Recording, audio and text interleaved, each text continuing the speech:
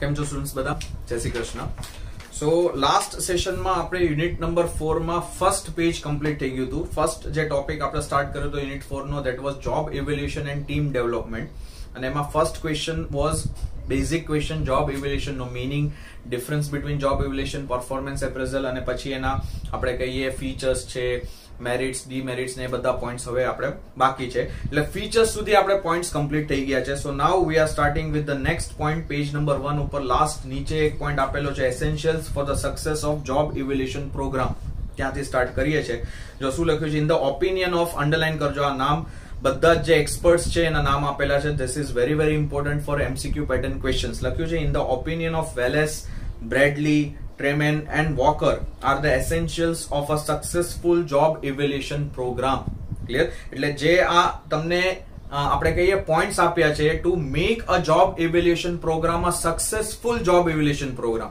જો company job evaluation કરતી હોય તો how company can make job evaluation program a successful, એના પોઈન્ટ્સ આ બધા એક્સપર્ટ્સ આપેલા છે.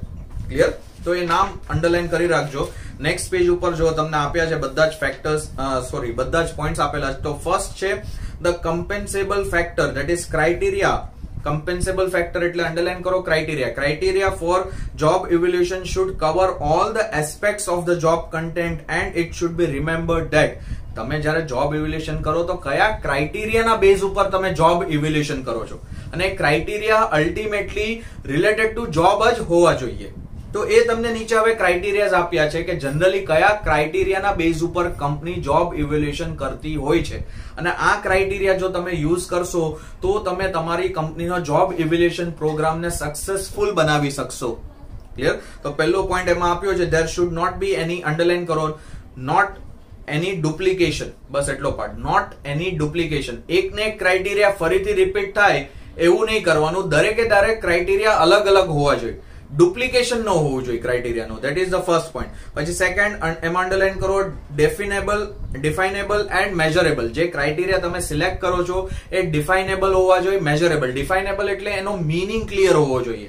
એ ક્રાઇટેરિયાનો મીનિંગ શું છે એ બહુ ક્લિયરલી સમજાવવો જોઈએ, અને એ મેઝરેબલ હોવા જોઈએ. મેઝરેબલ એટલે you should be able to know the real worth of the job based on that criteria.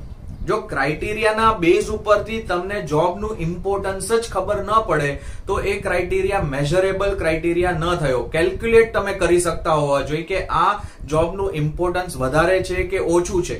જો તમે કેલ્ક્યુલેટ જ ન કરી શકો then it is of no use. Criteria is of no use.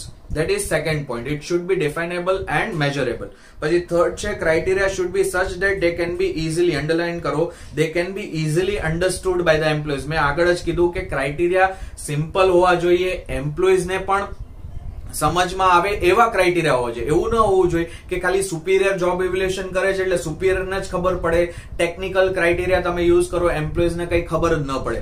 એવા ક્રાઇટેરિયા સિલેક્ટ નહીં કરવાના. પછી ફોર્થ છે, they should not cause excessive administrative cost. Underline કરો, not excessive એડમિનિસ્ટ્રેટિવ કોસ્ટ. એટલે જે તમે ક્રાઇટેરિયા યુઝ કરો છો એના માટે company should not incur administrative cost.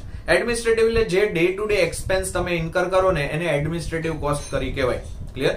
તો ઘણા બધા ક્રાઇટેરિયાઝ ને તમારે યુઝ કરવા હોય કે જોબ ઇવેલ્યુએશન તમારે એ ક્રાઇટેરિયાના બેઝ ઉપર કરવું હોય તો ઘણી companies administrative cost, day to day expenses incur કરતી હોય. તો એવા ક્રાઇટેરિયા યુઝ નહીં કરવાના જેના લીધે ડે ટુ ડે એક્સપેન્સીસ શું થાય, કંપનીના ઇન્ક્રીઝ થાય.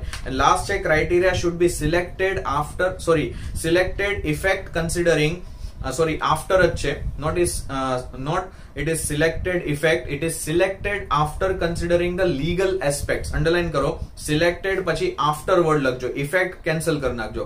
Selected after considering the legal aspects એટલો પાર્ટ અંડરલાઈન કરો. લીગલ એસ્પેક્ટ્સ એટલે ક્રાઇટેરિયા એવા સિલેક્ટ કરવાના, એવા ફોર્મ કરવાના કે લીગલી પણ સાચા હોવા જોઈએ. ક્લિયર? એટલે ગવર્મેન્ટના રૂલ્સ રેગ્યુલેશન્સ પણ ફોલો થાય એવા તમારે ક્રાઇટેરિયા સિલેક્ટ કરવાના for the purpose of doing the job evaluation. Clear? So this are all the points, this are all the criterias which should be considered for making your job evaluation program a successful job evaluation program. Clear?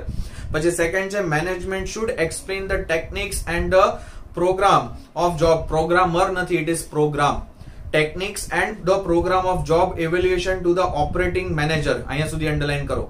જે top level management છે એને એના જે departmental operating એટલે departmental managers છે એમને job evaluation ના programme, job evaluation ની ટેકનિક નું નોલેજ આપવાનું. બીકોઝ અલ્ટિમેટલી પર્ટિક્યુલર ડિપાર્ટમેન્ટ માટે જોબ ઇવેલ્યુએશન કોણ કરશે? એ ડિપાર્ટમેન્ટલ મેનેજર જ કરવાનો છે, હેડ ઓફ ધ ડિપાર્ટમેન્ટ જ કરવાનો છે. ક્લિયર? પછી આગળ લખ્યું છે further they should be given complete information about the techniques and the programmes of the job evaluation. પછી થર્ડ છે job evaluation programme and technique should cover all the group of the employees. Underline કરો, should cover all the group of the employees. Overall બધા employees include થવા જોઈએ job evaluation પ્રોગ્રામમાં. એવું નહીં કે અમુક એમ્પ્લોઈઝ માટે જ તમે જોબ ઇવેલ્યુએશન કરો છો, અમુક એમ્પ્લોઈઝ માટે નથી કરતા, એવું નહીં કરવાનું. Number 4th point, job evaluation programme and technique should be easy. Underline કરો, should be easy to understand. Clear? એટલો પાર્ટ બસ.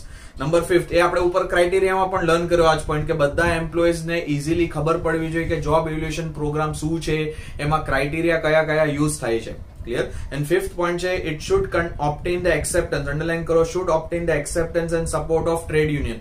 જે જોબ ઇવેલ્યુએશન પ્રોગ્રામ છે કે જે એના ક્રાઇટેરિયાઝ તમે ડિસાઇડ કરો છો ને એ એકચ્યુઅલી ટ્રેડ યુનિયને એક્સેપ્ટ કરવાના છે.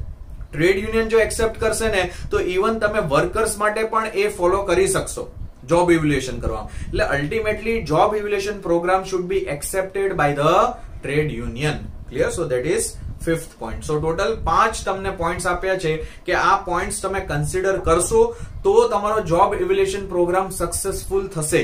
ક્લિયર? So total 5 points. ચલો નેક્સ્ટ હેડિંગ તમને આપ્યું છે what are the guidelines for conducting the job evaluation. એ તમને પોઈન્ટ આપ્યો છે. તો ટોટલ આમાં 6 ગાઈડલાઇન્સ છે. તો ફર્સ્ટ ગાઈડલાઈન તમને આપી છે rate the job and not the person. એટલો પાર્ટ અંડરલાઈન કરો, rate the job not the person. તમારે જોબ ઉપર કન્સન્ટ્રેટ કરવાનું છે, એનું ઇવેલ્યુએશન કરવાનું છે, પર્સન નું ઇવેલ્યુએશન નથી કર. તમે પર્સન નું ઇવેલ્યુએશન કરશો તો અલ્ટિમેટલી એને પરફોર્મન્સ એપ્રેઝલ કર્યું કહેવાય. એ તો આખો અલગ કન્સેપ્ટ છે. તમે પર્ટિક્યુલર ફોકસ ખાલી જોબ ઉપર જ મૂકવાનું છે, એનું જ રેટિંગ કરવાનું છે. તો એને શું કર્યું કહેવાય? Job evaluation. That is first guideline. Second underline કરો, collect all the information. Job related જે ઇન્ફોર્મેશન છે, જોબ રિલેટેડ જે ડ્યુટીઝ તમારે ફૂલફિલ કરવાની છે, ઓથોરિટી જે આપવાની છે, રિસ્પોન્સિબિલિટી, એ બધી ઇન્ફોર્મેશન તમારે એક્યુરેટલી કલેક્ટ કરવાની. પછી થર્ડ છે consider the distinguishing feature of the job and its relationship. Underline કરો, કન્સિડર વર્ડ અને feature of job and the relationship with other jobs. એટલે એક જોબ અને બીજી જોબમાં ડિફરન્સ શું છે એ તમને ખબર હોવી જોઈએ. What is the distinguishing feature of one job and other job. તો તમે બંને જોબને અલગ વેમાં ઇવેલ્યુએટ કરી શકશો. અધરવાઇઝ તો મિક્સઅપ થઈ જાય. ઓર આઈધર તમે રોંગ ઇવેલ્યુએશન કરો કે ભાઈ જે જોબ ઇમ્પોર્ટન્ટ હતી એને તમે લેસ ઇમ્પોર્ટન્ટ કહી રહ્યા છો અને જે જોબ ઇમ્પોર્ટન્ટ નથી એને તમે મોર ઇમ્પોર્ટન્ટ જોબ કહી રહ્યા છો. આવું થઈ શકે. એટલે તમને એક જોબનું ડિફરન્સ બીજી જોબથી શું છે, એક પોઝિશનનું ડિફરન્સ બીજી પોઝિશનથી શું છે એ તમને ખબર હોવી જોઈએ. તો તમે પ્રોપર વેમાં જોબ ઇવેલ્યુએશન કરી શકો. પછી નંબર 4 છે study the job independently. Underline કરો, સ્ટડી ધ જોબ ઇન્ડિપેન્ડન્ટલી એટલો part and objectively and then take the final decision. દરેકે દરેક જોબને તમે ઇન્ડિપેન્ડન્ટ બેઝિસ ઉપર સ્ટડી કરો, એને સમજો, understand the job independently and then you should take the final decision કે આ જોબનું ઇમ્પોર્ટન્સ કેટલું છે, આ જોબની રિયલ વર્થ કેટલી છે. પછી 5th point, job evaluation must be conducted after. Underline કરો, મસ્ટ બી કન્ડક્ટેડ અને પછી અંડરલાઈન કરો considering the factual information. Factual એટલે ફેક્ટ્સ, કરેક્ટ ઇન્ફોર્મેશન. જે પણ જોબ તમે ઇવેલ્યુએટ કરો છો એના માટે જે પણ ઇન્ફોર્મેશન તમે કલેક્ટ કરો છો, જોબને અન્ડરસ્ટેન્ડ કરવા માટે તમે જે પણ ઇન્ફોર્મેશન કલેક્ટ કરો છો એ બધી ઇન્ફોર્મેશન કેવી હોવી જોઈએ? ફેક્ચ્યુઅલ ઇન્ફોર્મેશન, કરેક્ટ ઇન્ફોર્મેશન હોવી જોઈએ. ક્લિયર? નંબર 6 છે result of job evaluation. Underline કરો રિઝલ્ટ ઓફ જોબ ઇવેલ્યુએશન. પછી અંડરલાઈન કરો fair and rational. Fair and rational એટલે આપણે કહીએ ને કે એમાં બાયસ ન હોવું જોઈએ કે ભાઈ ના મારા માટે આ જોબ, મને એવું લાગે છે પર્સનલી કે આ જોબ ઇમ્પોર્ટન્ટ એટલે ઇમ્પોર્ટન્ટ, મને પર્સનલી એવું લાગે છે આ જોબ ઇમ્પોર્ટન્ટ નથી એટલે એવું નહીં. Logically you should B taking a decision based on the criterias which you have set. એના બેઝ ઉપરથી તમે ડિસિઝન લો કે આ જોબ નું વર્થ કેટલી છે, આ જોબની ઇમ્પોર્ટન્સ કેટલી છે. મને પર્સનલી ફીલ થાય છે કે ના ઇમ્પોર્ટન્સ છે એટલે ઇમ્પોર્ટન્સ, એવું નહીં. તો it should be fair and it should be rational, logical. Clear? So total તમને 6 ગાઈડલાઇન્સ આપેલી છે. પછી નેક્સ્ટ છે what are the limitations or problems of job evaluation. તો ફર્સ્ટ લિમિટેશન આપ્યું, job evaluation is not exactly. Underline કરો, not exactly it is not a scientific method. Clear? એટલે આપણે કહીએ ને કે ટોટલી તમે એના ઉપર રિલાય ન કરી શકો. એવું નહીં વિચારવાનું કે જોબ ઇવેલ્યુએશન તમે કરશો એટલે જે તમને ઇન્ફોર્મેશન મળે છે કે આઈધર જોબ ઇમ્પોર્ટન્ટ છે એ કરેક્ટ જ છે. ઘણીવાર એમાં પણ મિસ્ટેક હોઈ શકે because it is not a scientific method. Clear? So that is first limitation. પછી સેકન્ડ છે the modus operandi. Modus operandi એટલે પર્પઝ, ઓબ્જેક્ટિવ. ક્લિયર? આ આપણે કહે ને ટેકનિકલ વર્ડ છે લો લેંગ્વેજ નો, તમે એ વર્ડ ની ઉપર લખવું હોય તો લખી રાખો પર્પઝ ઓર ઓબ્જેક્ટિવ. લખ્યું છે purpose or objective of most of the technique is difficult to understand even for the supervisors. ઘણીવાર એવું થાય છે કે જોબ ઇવેલ્યુએશન તમે કયા પર્પઝ થી કરો છો ને એ પર્પઝ જ નથી સમજાતો સુપરવાઇઝર્સ ને. એટલે જે સુપિરિયર ઓથોરિટીઝ છે, જે લોકો ઇવેલ્યુએશન કરતા હોય છે, એ લોકોને જોબ ઇવેલ્યુએશન પાછળનો પર્પઝ, ઓબ્જેક્ટિવ જ સમજમાં નથી આવતો, તો ultimately it is of no use. Clear? That is second point. પછી third છે factors taken by the program are not exhaustive. એમાં અંડરલાઈન કરો factors word અને પછી અંડરલાઈન કરો not unlimited. Generally limited factors ઉપર જ તમે જોબ ઇવેલ્યુએશન કરો છો. લિમિટેડ ફેક્ટર્સ ઉપર કરતા હો ને તો ઇટ માઇટ હેપન કે job evaluation is done in a wrong way. બધા જ ફેક્ટર્સ તમારે કન્સિડર કરીને જ, ખાલી તમે લિમિટેડ ફેક્ટર્સ કન્સિડર કરીને જોબ ઇવેલ્યુએશન કરો તો that is a wrong way of doing job evaluation. પછી ફોર્થ છે there may be wide fluctuations in compensable factors due to, જે ઉપર આપણે લર્ન કરે ને compensable factors એટલે ક્રાઇટેરિયા. ક્લિયર? એટલે એમાં અંડરલાઈન કરો wide fluctuation in criteria, એવું જ લખી નાખો સિમ્પલ વર્ડ. ક્લિયર? બસ એટલો જ પાર્ટ અંડરલાઈન કરો. Due to the changes in the technology, values and aspirations of the employees. એટલે ઘણા બધા રીઝન્સ ના લીધે જે ક્રાઇટેરિયા છે એમાં ચેન્જીસ આવી શકે છે. તમે ભલે ક્રાઇટેરિયા ફિક્સ કરી લીધા કે આ ક્રાઇટેરિયા બેઝ ઉપરથી અમે જોબ ઇવેલ્યુએશન કરશું, બટ ઇટ માઇટ હેપન કે criteria needs to be changed. Why? Because changes in technology or the changes in the values or the changes in the expectation. Aspiration means the expectation of the employees. તમારે ક્રાઇટેરિયામાં પણ changes કરવા પડે છે થોડા ટાઈમે, અને ઘણીવાર એમાં ચેન્જીસ નથી પણ થતા ક્રાઇટેરિયામાં. Clear? So that is the limitation. પછી ફિફ્થ પોઈન્ટ છે employees, trade union leader, management and the programme operators may assign different weightage to different factors and this can create a dispute. બધા લોકો માટે ક્રાઇટેરિયાનું weightage અલગ અલગ હોય. કોઈ માણસ છે એક ક્રાઇટેરિયાને વેઇટેજ વધારે આપતો હશે, કોઈ બીજો માણસ છે બીજા ક્રાઇટેરિયાને વેઇટેજ વધારે આપતો હશે, ત્રીજો માણસ કોઈ ત્રીજા ક્રાઇટેરિયાને વેઇટેજ. એટલે યુ કેન નોટ ફિક્સ કે which criteria is more important for doing job evaluation. તમે 5 ક્રાઇટેરિયા ફિક્સ કર્યા છે જેના ઉપરથી તમે જોબ ઇવેલ્યુએશન કરો છો, તો કયા ક્રાઇટેરિયાનું વધારે વેઇટેજ છે, કયા ક્રાઇટેરિયાનું ઓછું વેઇટેજ છે એ તમે ફિક્સ નથી કરી શકતા.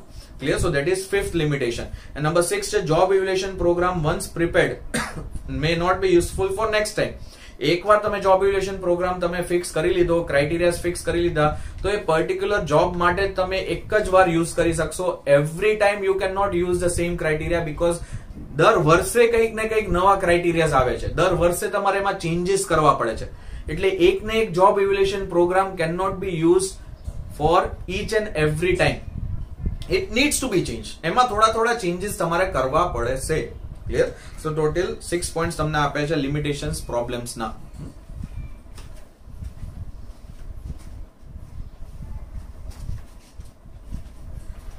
ચલો હવે આપણે મેથડ્સ, ક્વેશ્ચન નંબર 2 આ પોઈન્ટ માર્ક કરજો. Second question is very important, MCQs માટે પણ ઇમ્પોર્ટન્ટ છે, એટલે mark it important. What are the different methods of job evaluation, એ હવે આપણે ક્વેશ્ચન સ્ટાર્ટ કરીએ છીએ. જો ફર્સ્ટ મેથડ, જેવી રીતે આપણે પરફોર્મન્સ એપ્રેઝલ ના ટોપિકમાં કેવી મેથડ્સ લર્ન કરી હતી પરફોર્મન્સ એપ્રેઝલ ની, એવી જ રીતે અહીંયા હવે તમને જોબ ઇવેલ્યુએશન ની મેથડ્સ આપી છે. ક્લિયર? જો શું છે, first method is ranking method.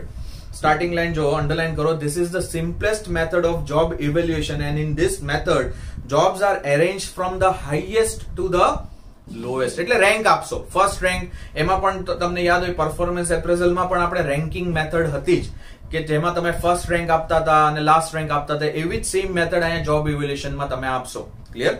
Next line again underline, in order of their value or work. જે હાઈએસ્ટ આપણે કહીએ વેલ્યુની જોબ હશે, જે હાઈએસ્ટ આપણે કહીએ મોસ્ટ ઇમ્પોર્ટન્ટ જે જોબ હશે એને ફર્સ્ટ રેન્ક આપશો, અને જે લીસ્ટ ઇમ્પોર્ટન્ટ હશે, સાવ ઇમ્પોર્ટન્ટ છે જ નહીં, એને તમે લાસ્ટ રેન્ક આપશો. ક્લિયર? પછી નેક્સ્ટ લાઈન અંડરલાઈન ન કરતા, jobs can also be arranged according to the difficulty in their performance. You can also give ranks according to difficulty. જે જોબ બહુ ડિફિકલ્ટ એને ફર્સ્ટ રેન્ક, જે જોબ સાવ easy એને લાસ્ટ રેન્ક. ક્લિયર? એટલે either તમે ઇમ્પોર્ટન્સના બેઝ ઉપર રેન્ક આપો, આઈધર તમે ડિફિકલ્ટી લેવલના બેઝ ઉપર તમે રેન્ક આપી શકો છો. ક્લિયર? આ પણ અંડરલાઈન કરી લો line. Next, the job at the top has the highest value and the job at the bottom of the list has the lowest value. First, jobs are ranked in each department and then the departmental rankings are combined to develop the organizational ranking. એટલે આ process શું છે કે દરેકે દરેક ડિપાર્ટમેન્ટમાં જે position છે એને રેન્ક આપાશે અને પછી બધી જ પોઝિશનને એ લોકો કમ્બાઇન્ડ વેમાં સેટ કરશે કે કઈ પોઝિશન હાયર રેન્કની છે, કઈ પોઝિશન લોઅર રેન્કની છે. પણ રેન્કિંગ તમે ડિપાર્ટમેન્ટ વાઇઝ આપશો કે કયા ડિપાર્ટમેન્ટમાં હાઈએસ્ટ રેન્ક કઈ પોઝિશનને છે, લોએસ્ટ રેન્ક કયા પોઝિશનને તમે આપો છો. અને એ રેન્કિંગ કયા બેઝ ઉપર આપશો કે ઇમ્પોર્ટન્સના બેઝ ઉપર અને ડિફિકલ્ટી લેવલના બેઝ ઉપર તમે રેન્કિંગ આપશો. ક્લિયર? તો એના માટે તમને એના ઇલસ્ટ્રેશન્સ આપ્યા છે. નેક્સ્ટ પેજ ઉપર એક તમને એક્ઝામ્પલ આપેલું છે કે એકાઉન્ટન્ટ છે તો એની સામે એની મંથલી સેલેરી આપી છે, બીકોઝ એકાઉન્ટન્ટની જોબ હાઈએસ્ટ આપણે કહીએ કે ઇમ્પોર્ટન્સ વાળી જોબ છે કે હાઈએસ્ટ તમે રેન્ક ફર્સ્ટ રેન્ક એકાઉન્ટન્ટને આપ્યો છે, પછી સેકન્ડ રેન્ક એકાઉન્ટ ક્લર્કને આપ્યો છે, purchase assistant, machine operator, office boy. તો આ રીતે તમે રેન્કિંગ આપે છે એકાઉન્ટ્સ ડિપાર્ટમેન્ટ માટે. In this method જો લખ્યું salary depends upon the nature of the job which is performed by the employee. So first method કઈ છે? ranking method. સિમ્પલ છે બહુ જ. પછી સેકન્ડ મેથડ તમને આપી છે job classification method or એને કહેવાય છે grading method also. અહીંયા તમે ગ્રેડ ફિક્સ કરશો, grade A, grade B or either grade 1, grade 2 એવી રીતે. જો શું લખ્યું છે ઘણી વાર આ છે ને ગવર્મેન્ટ ઓર્ગેનાઇઝેશનમાં યુઝ થાય છે. ગવર્મેન્ટમાં ઘણા એમ્પ્લોઈઝ બોલતા હોય છે ભાઈ હું ગ્રેડ 1 ઓફિસર છું, ઘણા એમ કે હું ગ્રેડ 2 ઓફિસર છું. ગ્રેડ 1 હોય ને એ હાઈએસ્ટ રેન્ક ઓફિસર કહેવાય, ગ્રેડ 2 એનાથી લોઅર રેન્ક હોય, ગ્રેડ 3 એવી રીતે. Rank A, rank B, rank C.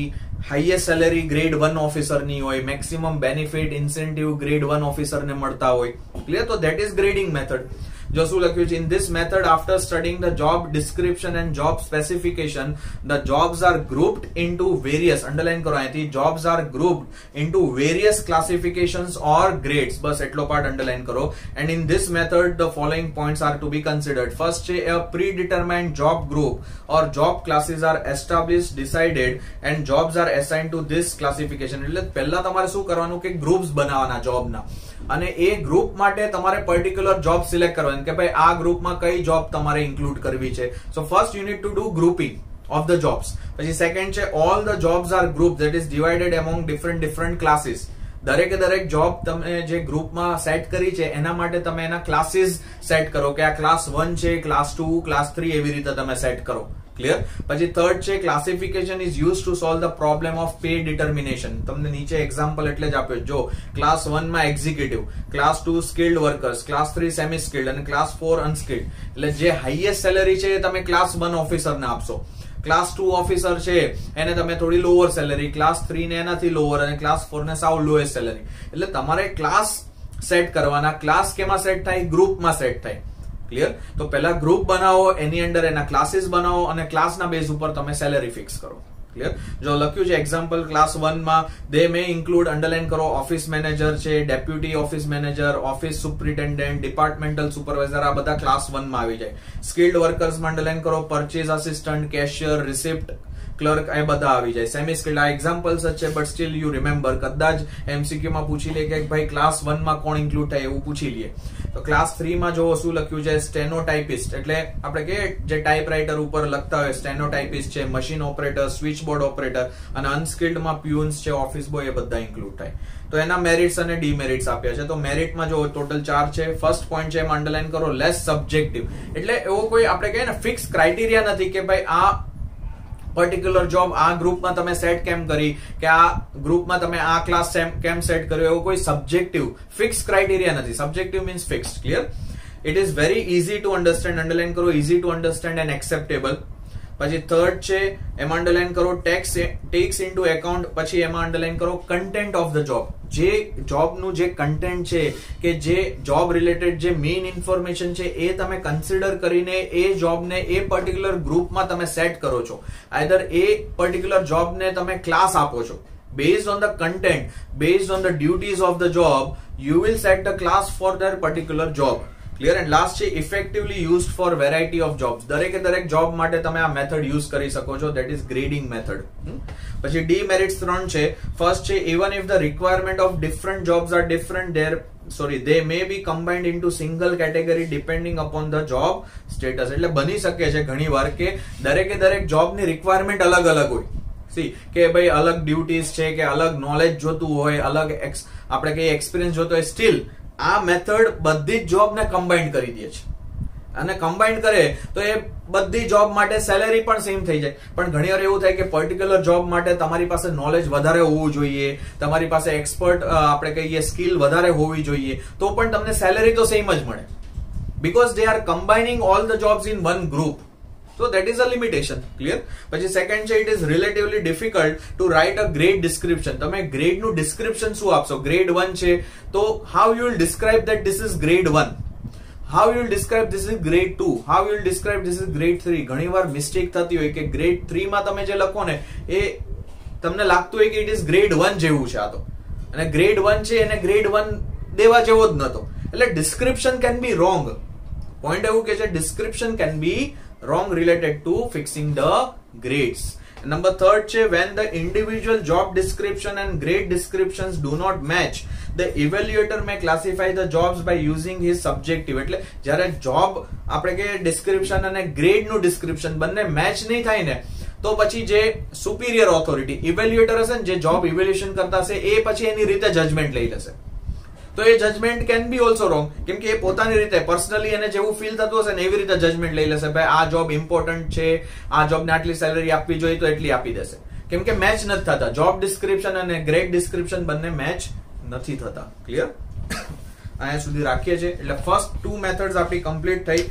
Third method થી આપણે નેક્સ્ટ સેશનમાં સ્ટાર્ટ કરશું. ક્લિયર? હજુ 2 મેથડ્સ બાકી રહેશે. આ 2 મેથડ્સ કમ્પ્લીટ થશે એટલે આપણું ટોપિક નંબર 1 કમ્પ્લીટ થઈ જશે. ક્લિયર? ચલો મળીએ નેક્સ્ટ સેશનમાં. આવજો બધા, સાચવજો. જય શ્રી કૃષ્ણ.